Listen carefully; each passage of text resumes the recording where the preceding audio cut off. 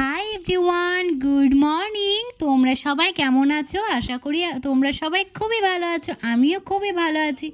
তো সকাল সকাল একটা ছোট্ট মিনি ব্লগ নিয়ে চলে এলাম। তো দেখো, ঘুম থেকে উঠে দেখছি মা মিষ্টি বানাচ্ছে। তো এটা হলো নারকেলের মিষ্টি, আমাদের গাছেরই নারকেল। তো মায়ের মিষ্টি বানানোটা আমি একটু তুলে নিলাম। তো তারপরে ফ্রেশ হয়ে নিয়ে মাথায় একটু তেল নিয়ে চুলটাকে ভালো করে বেঁধে নিলাম। তারপরে আমার মেয়েকে ঘুম থেকে তুলে তাকেও ফ্রেশ করে দিলাম। তো আমার মেয়ে দেখো বসে আছে। তো আমি বাইরে গেলাম যে কালকে ভিডিও বানানো হয়েছিল, তো শাড়িটা একটু রোদে দেওয়ার জন্য। তো দেখছি আবহাওয়াটা একদম খারাপ, রোদ তো ওঠেনি, মেঘলা মেঘলা হয়ে আছে। তো তারপরে স্নান টান সেরে নিয়ে চলে এলাম নিজের রুমে। তো তারপরে সানস্ক্রিন মেখে নিলাম। সানস্ক্রিন মাখাও আমার কমপ্লিট, জামা কাপড়গুলো নিয়ে গেলাম ছাদে মেলার জন্য। তো এখন তো হালকা হালকা রোদ উঠেছে, তো ছাদে মিললে যায় বা অল্প করে খানিক শুকিয়ে যাবে, নিচেতে মিললে তো শুকাবেই না। তো ওই জন্য ছাদে মিলে নিলাম কাপড়গুলো সব।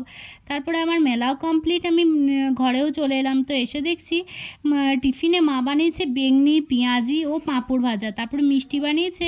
তো মিষ্টিও ছিল, আর আগের দিন কাঁঠালও ছিল কিছুটা।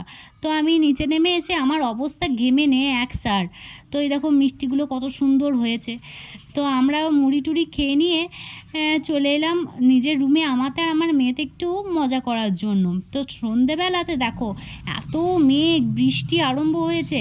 তো সেটা একটু ক্যাপচার করে নিলাম তোমাদেরকে দেখানোর জন্য। তো আমি স্নান টান সেরে চলে এলাম যে ঠাকুরকে সন্ধে দেবো বলে। তো যেটা কাজ রেগুলার, স্নান সেরে ক্রিম ট্রিম মেখে নিয়ে সিঁদুরও টিপ পরে নিলাম। তো তারপরে চলে গেলাম ঠাকুর ঘরে সন্ধে দেওয়ার জন্য। তো দেখো আমি সন্ধে দেওয়ার জন্য সব প্রদীপ টদীপ রেডি করে নিয়ে আমার যেটা কাজ, আস্তে আস্তে আমি সন্ধ্যের ব্যবস্থা করে নিচ্ছি। তো এই দেখো টলতে দিয়ে নিয়ে তেল দিয়ে আমি সন্ধ্যের করে নিচ্ছি। তা বাইরে বৃষ্টি পড়ছে, ওইটা একটু মনে মনে চিন্তা হচ্ছে যে আমি প্রদীপটা কী করে দিতে যাব। তাও আমি একটু ছাতা টাতা নিয়ে চলে গেলাম হরিতলাতে যে প্রদীপটা দেওয়ার জন্য।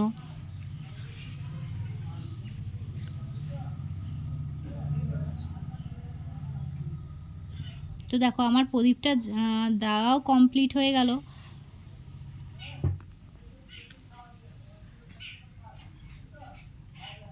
দুটো প্রদীপের মধ্যে একটা প্রদীপ হরিতলাতে দিয়ে এসেছি, আর একটা ঘরে দিলাম ভগবানের কাছে।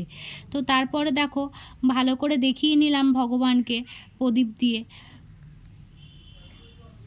তো প্রণামটাও আমি সেরে নিলাম। তারপরে গোপালকে সেবা দেওয়ার জন্য গোপালের খাবার রেডি করে নিচ্ছি।